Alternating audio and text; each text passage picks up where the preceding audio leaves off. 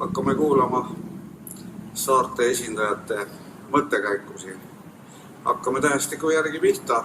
A-täht on Abruka ning sealt on ju kõikele tuttav Rein Lember. Teeme sulle pisikese aplausi ka, et sa oled seal ikka vastu pidanud seal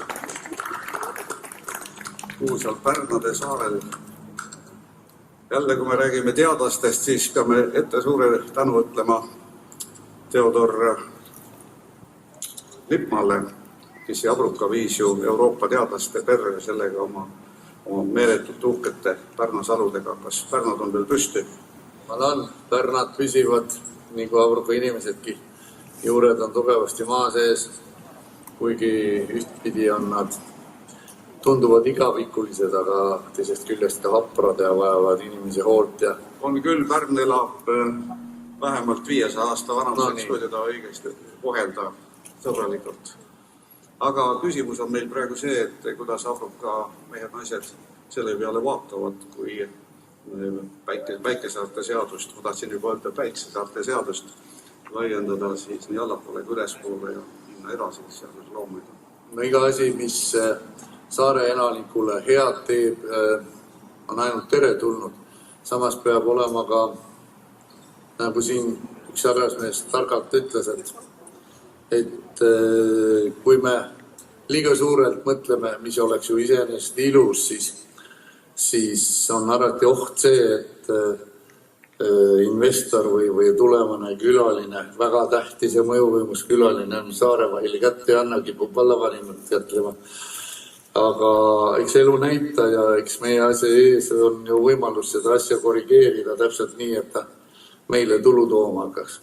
Ma arvan, et ikkagi ette suurelt ongi taris mõtelda ning tasub isegi mõtelda selle peale, et ühe päeval inimkond saadab päeva peale oma meeskonna ja kui siis Ameerika üks presidentist eest oli öelnud selle mõtte välja, siis keegi kritiseeris teda, öeldes, et päev on liiga kuum, siis selle peale vastus oli, et aga lähme öösel.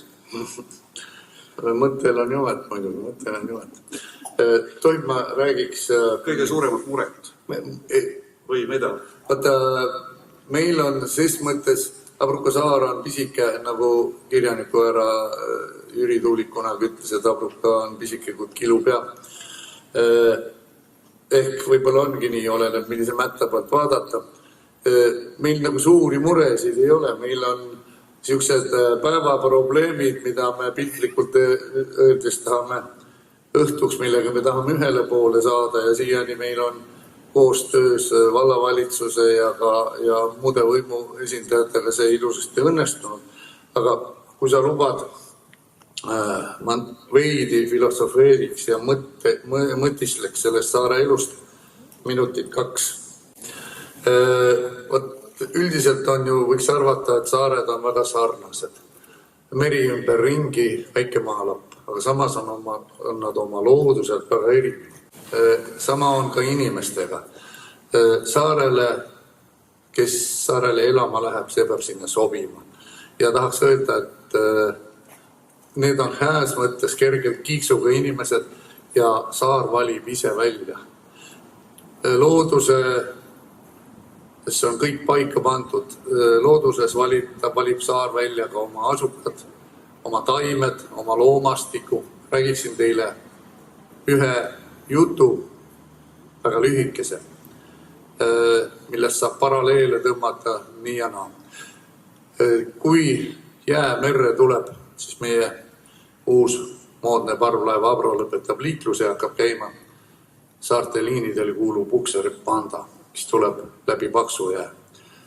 Panda tegi oma viimaseid sõite, sest jää oli merest päris paks ja me läksime linna toidu järgi.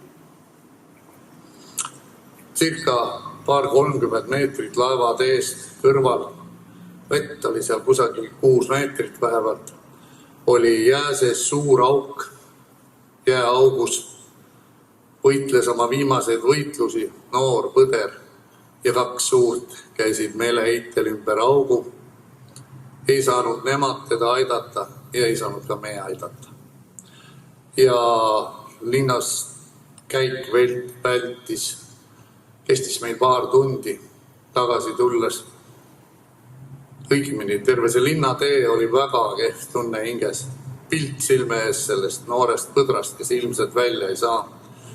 Ja päev oli minu jaoks täielikult mogas. Aga õhtul, kui me koju tulime, päike loojub läände. Pole ma näinud kaunimat pilti, ilmselt see kangastub mul silmade ees veel aastaid ja aastaid. Taamal loojuva päikese taustal läksid abruka poole 3 põtra. 2 suurt ja 1 väike. Mismoodi ta sealt august välja sai, kus oli 6 meetrit vett? Me ei tea, loodus tegi oma valiku. Nii teeb loodus ka inimestega, kes saarele elama tahavad tulla. Võimu, organite ja ametiasutuste asi on meid selleks kaasa aidata. Tänan. Ma arvan, et sellele küsimusele on üks väike lahendus vist olemas.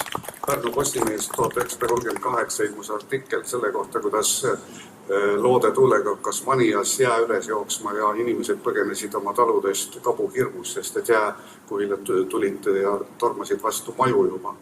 Ja siis inimesed olid välja tulnud ja palunud Jumalat. Ning siis selle järel oli tekkinud natukene aega tuulevaikus, tuul pöördus hoopis teise ilmakaarde ja kõik majad jäid alles. Mine tea, võib-olla on ka põtradel oma ühendused kõige vägevamatega.